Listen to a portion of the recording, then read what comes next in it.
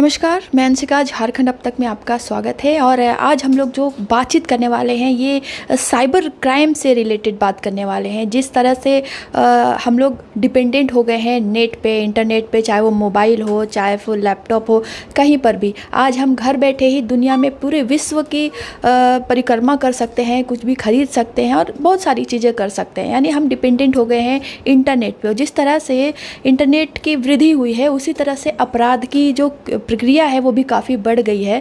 तो काफ़ी लोगों का ऐसा कमेंट भी हमें आ रहा था कि आखिर ऐसी कौन सी चीज़ है जिससे कि क्राइम होता है, साइबर क्राइम होता है, और हम किस चीज़ से, किस तकनीकी ऐसी चीज़ें हैं जिससे हम बचाव कर सकते हैं। अभी 2 दिन पहले की जो आप खबरें देख रहे होंगे, हमारे जो पूर्व सीएम थे रघुवर दास, उनका फेसबुक हैक कर लिया गया है। ऐसे कई खबरें आप लोग देखते ही रहते होंगे। तो आज हम लोग जो बात करने वाले हैं हैकिंग के बारे में बात करने वाले हैं कि किस तरीके से हम लोग बहुत हद तक उस चीज़ को निगलेक्ट कर सकते हैं, बचाव कर सकते हैं। आप अपना नाम बताइए। लकी एरोनसन मेरा नाम हुआ एंड मेरा ऑफिस हुआ हैकरेड। मैं इसका फाउंडर एंड सीईओ हूँ। और हमारे ऑफिस को यहाँ पर झारखंड में 3 साल हो गया है इस साइबर सिक्योरिटी के फील्ड में। एक्चुअली एज अ स्टार्टअप मैंने इस कंपनी को शुरू किया था आज से 3 साल पहले 2019 में। हमारा मोटिव है झारखंड में साइबर क्राइम को रोकना। साइबर क्राइम अगर देखा जाए झारखंड के इस नाम से बदनाम है कि झारखंड से ज़्यादा साइबर क्राइम यहीं पर होता है, सबको यही कहना है। तो हमारा मोटिव यही है कि ये जो नाम एक टैग मिला हुआ झारखंड के कि साइबर क्राइम यहीं पर होता है, उस चीज़ को हटाना है यहाँ से, उस चीज़ को रोकना, लोगों को जागरूक करना कि साइबर क्राइम से कैसे बचना है। साइबर क्राइम आज के टाइम में सबसे इतना ईजी हो गया है कि आज के टाइम में कोई भी लोग इसको कर लेते हैं, कहीं से ले लिए ट्रेनिंग फिर इसको कर रहे हैं। तो इसमें बस क्या है कि एक ही ऑप्शन है, जानकारी ही बचा हुआ है। आज तक कोई भी सॉफ्टवेयर ऐसा नहीं बना है, कोई भी कंपनी ऐसा सॉफ्टवेयर नहीं बनाई है जिसमें कि आप उसको यूज़ कर रहे हैं और आप 100% सेफ़ हैं। कोई भी कंपनी सॉफ्टवेयर ऐसे बना ही नहीं सकती है, क्योंकि एक सॉफ्टवेयर को एक यूज़र यूज़ नहीं करता है। एक कंपनी उसको बना रही है सॉफ्टवेयर, एक यूज़र भी यूज़ कर रहा है, जो कंपनी वाले लोग भी यूज़ कर रहे हैं और लाखों लोग भी यूज़ कर रहे हैं। तो सिक्योरिटी में कुछ बग्स होते हैं, कुछ खराबियाँ होती हैं, जिसके कारण उस जो हैकिंग परफॉर्म होता है उसके थ्रू फिर किया जाता है वो चीज़। तो क्या ये अपराध की श्रेणी में भी आता है? अगर जैसे कोई हैक कर लेता है, आपका फेसबुक करता है या फिर व्हाट्सअप भी हो रहा है, बहुत सारी चीज़ हो रही है, तो ये अपराध की श्रेणी में आ रहा है? अपराध की श्रेणी में ही आता है आपका। तो उसमें बचाव कैसे कर सकते हैं? देखिए, बचाव जैसे मैंने शुरू में ही कहा, इसमें एक ही ऑप्शन जानकारी में बचाव।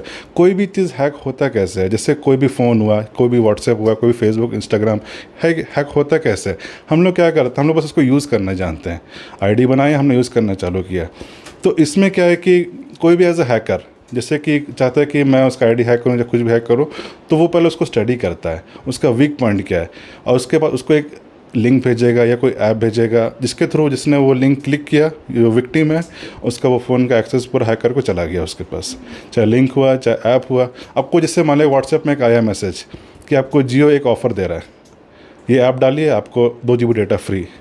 एक यूज़र को क्या लगेगा कि बस ऐप ही तो डालना है, ऐप डाला, उसका फ़ोन हैक, उसको एक ऐप खुल जाएगा, आगे जाके कुछ खुलने वाला है नहीं वो, लेकिन बैकग्राउंड में पूरा ऐप इंस्टॉल हो गया और फ़ोन का एक्सेस हैकर के पास चला गया और वो इजीली सारा एक्सेस कर सकता है। आपका OTP हुआ, बैंक डिटेल्स हुआ, आपका ईमेल हुआ, आपका कैमरा हुआ, आपका लोकेशन हुआ, आपका फ़ोटोज़ हुआ, सारा एक्सेस कर सकता है वो। तो जो हैक करता है इन सारी चीज़ों को, उससे बेनिफिट क्या होता है उसको?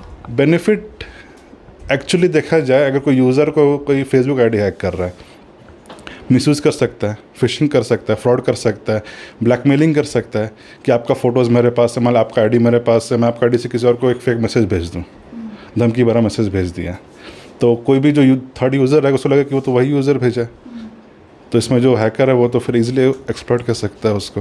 ये चीज़ है। साइबर क्राइम में एक बहुत ही विख्यात नाम आता है विशिंग।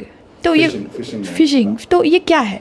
फ़िशिंग का मतलब होता है मैम, जैसे कि हम लोग फेसबुक यूज़ करते हैं, ठीक है, तो हम लोग कोई साइट खोलते हैं www.facebook.com, तो वो facebook.com का साइट पेज खुल गया, तो हम लोग बस क्या करते हैं कि वो ऊपर का कोई लिंक कोई नहीं देखता है, कि कौन सा लिंक खुल रहा है, क्या खुल रहा है। बस सामने फेसबुक का पेज खुला, हाँ वो फेसबुक का पेज है। अगर हैकर क्या करता है कि आपके पीसी में या आपके फ़ोन पे या आपके लैपटॉप पे एक फेक पेज दिखाता है जो कि हूबहू फेसबुक की तरह दिखता हो, चाहे इंस्टाग्राम पे दिखता हो, चाहे कोई बैंक का साइट से दिखता हो।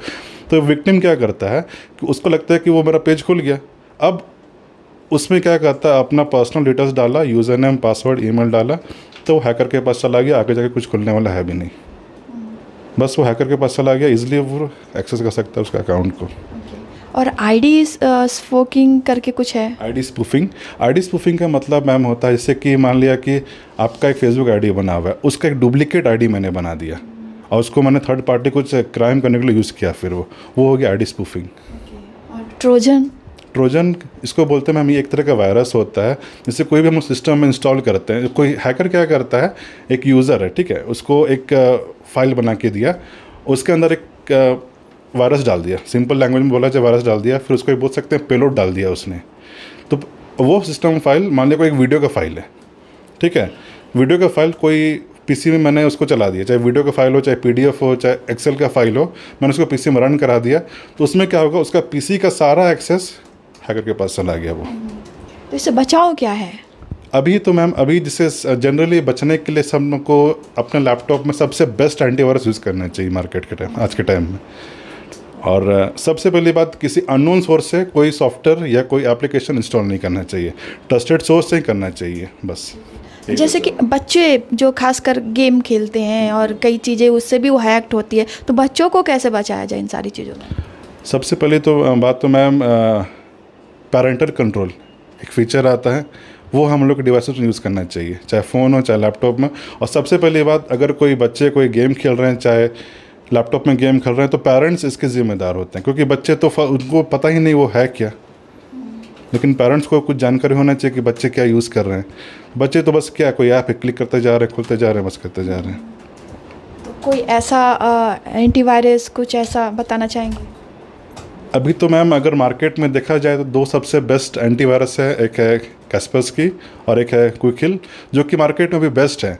लेकिन ये 100% सिक्योर आप इसको नहीं बोल सकते कि मैंने इसको डाल लिया मैंने सिक्योर हो गया, लेकिन कुछ % आप बच सकते हैं इस सब चीज़ से। तो अगर लैपटॉप और फ़ोन की अगर बात करें डिफरेंसेस, तो क्या सेम जो रहता है हैक करने का जो तरीका वो सेम रहता है? 80% मैम सेम बोल सकते हैं। उसमें भी आपको एक वायरस का लिंक बना के भेजा जाता है, चाहे आपको एक पेलोड बना के वो भेजा जाता है, वायरस बना के, ट्रोजन। तो आप संदेश क्या देना चाहेंगे हमारे पब्लिक को? मैम संदेश ये, मैं बस ये बोलना चाहूँगा कि साइबर क्राइम के बारे में आप नॉलेज इसके बारे में सीखिए, होता क्या है, नॉलेज इसके बारे में जमा कीजिए, मतलब सीखिए, क्योंकि इसका पढ़ाई आपका नहीं स्कूल में होता है नहीं कॉलेज में होता है। हमारे यहाँ क्या होता है कि हमारे यहाँ कोई बच्चे आते हैं, हम लोग उसको देते हैं ट्रेनिंग। आप 1 महीने की ट्रेनिंग लीजिए, 2 महीने का, 6 महीने का, साल भर का। इस ट्रेनिंग में हम लोग बच्चे लोग को सिखाते हैं कि ये साइबर क्राइम से कैसे बचना है, कैसे रोकना है। और सबसे पहले बात, एक ही ऑप्शन है, इसका जानकारी ही बचाव है। कोई सॉफ्टवेयर या कोई सिस्टम लगा के या कोई हार्डवेयर लगा के हम इससे बच नहीं सकते हैं। चाहे जितनी भी बड़ी कंपनी हो, चाहे रशिया हो, चाहे US हो, आज तक कोई ऐसा सॉफ्टवेयर बना ही नहीं पाई है। तो अगर वैसे देखा जाए तो सारे लोगों को ही ट्रेनिंग लेनी चाहिए। एक होता है ना कि कॉमन सा चीज़ कि हाँ, अगर घरेलू हाउसवाइफ भी है तो थोड़ा सा नॉलेज है कि हाँ हम अपने बच्चों को या फिर खुद को भी बचा सकते हैं, तो ऐसा कोई ट्रिक?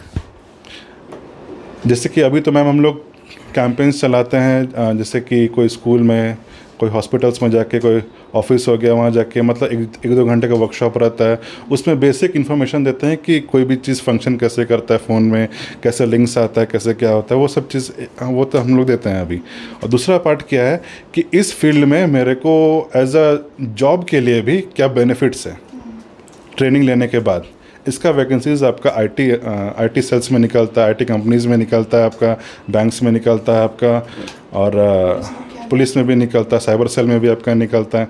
तो इसमें क्या होता है कि आपका साइबर क्राइम, देखिए गवर्नमेंट भी, कोई भी अगर देखा जाए, कोई भी वॉर, कोई भी लड़ाई केवल बंदूक और हथियार से नहीं जीत सकते हैं आप। ऐसा पहले होता था, लेकिन अब जो है ये सबसे बड़ा अटैक साइबर से ही अटैक हो रहा है आज के टाइम में। देखिएगा मैम, कल को मान लिया आज के टाइम में जैसे इंडियन गवर्नमेंट का साइट है, for example railway and RBI का साइट, आज के टाइम में मान लिया कोई हैकर्स ने, कोई चाइना के हैकर्स ने या पाकिस्तान के हैकर्स ने डाउन कर दिया, कितना बड़ा लॉस होगा इंडिया को।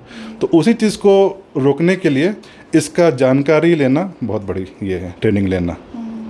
और अभी कुछ महीने पहले जो है पटना का एक लड़का भी हैक किया था, तो काफ़ी ज़्यादा खबरें चली थी उसमें क्या कहेंगे कि एक आम आदमी जो है वो गूगल को हैक कर सकता है? एक्चुअली मैम वो पटना बिहार का लड़का जो उसने वो हैक किया था, एक्चुअली वो हैकिंग नहीं कहा जाता, उसको बोलते हैं बग बाउंटी। उसमें क्या किया, उस बिहार के लड़के ने गूगल के साइट पे बग खोजा। बग का मतलब होता है कोई भी साइट में खराबी खोजा।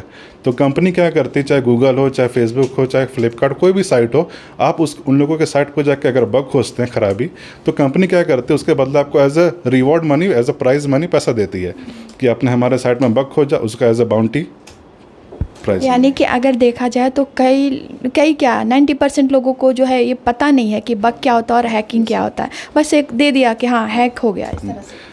नहीं मैम, उसमें होता क्या है कि जैसे कि आपके पास एक साइबर सिक्योरिटी का नॉलेज है, एथिकल हैकिंग का नॉलेज है। अब देखिए बहुत लोग, देखिए इसका दोनों यूज़ है, इसका सही यूज़ भी है, मिसयूज़ भी है।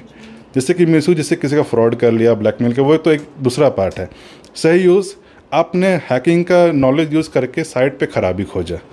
कोई भी चीज़ को खराबी खोजने के लिए आपके पास उसका जानकारी होना चाहिए, हैक कैसे होगा। अगर आपको पता ही नहीं कि ये हैक कैसे होगा तो फिर आप उसको कैसे सिक्योर कीजिएगा। वही चीज़ है, जैसे कि मान लिया कोई गूगल है, कोई उसका पेज है, उसमें कुछ खराबी निकला कि मतलब मेरा बोलने का कि जैसे टेक्निकली आप टीचर हैं, आप सिखा रहे हैं, तो आपको मालूम है कि बग क्या होता है और हैकिंग क्या होता है। लेकिन अगर आम आदमी की बात करें, जैसे कि ये खबरें आई थी कई जगह से कि एक आम लड़का जो है गूगल को कुछ सेकंड के लिए हैक कर लिया था, तो वो बाद में बोलिए। हाँ, तो मैम देखिए, कोई भी साइट पे आप जाके बग खोज सकते हैं, कोई उसमें इलीगल नहीं है। इलीगल तब आता है जब किसी को आप हार्म पहुंचाते हैं। बग खोजना कुछ इलीगल नहीं है। जैसे कि फॉर एग्जांपल कोई साइट है फेसबुक, ठीक है, मेरे पास नॉलेज है हैकिंग का, ठीक है, उसमें मैंने क्या किया कि इस तरह से इस पेज के थ्रू मैं किसी यूज़र का आईडी को हैक कर सकता हूँ। एक सिंपल सा मैं एग्जांपल बता रहा हूँ, ठीक है। तो मैंने उसको मिसयूज़ करने के जगह मैंने उसका फेसबुक को रिपोर्ट कर दिया, ठीक है। तो फेसबुक को अगर ऐसे मैंने रिपोर्ट किया तो उन लोग के लिए तो बहुत बड़ी लॉस हो सकती है कि अगर ये चीज़ मैंने, ये नॉलेज जो मेरे को खोज के निकाला, अगर मैं मार्केट में इसको लीक कर दूँ तो पूरे जो जितने भी फेसबुक के यूज़र्स हैं सब में एक डर बैठ जाएगा कि इतना इजी हैक हो जाएगा फेसबुक। तो क्या करती है फेसबुक, उसको फिक्स करती है, फिर as a reward money as a वो देती है यूज़र को जो वो खोज के निकाला है उसको। Thank you. तो जैसा कि आप देख रहे थे कि आज हम लोग ने हैकिंग के बारे में बहुत सारी जानकारियाँ जो है वो शेयर की है, और कई अगर जानकारी आपको लगता है कि ये जो हमारे आज के एपिसोड में नहीं बोल पाए हैं, नहीं ऐसा सवाल हो पाया है, तो आप हमें कमेंट में ज़रूर पूछें और हम नेक्स्ट एपिसोड में आपका जो सवाल रहेगा उसका जवाब देने की पूर्ण कोशिश करेंगे। धन्यवाद।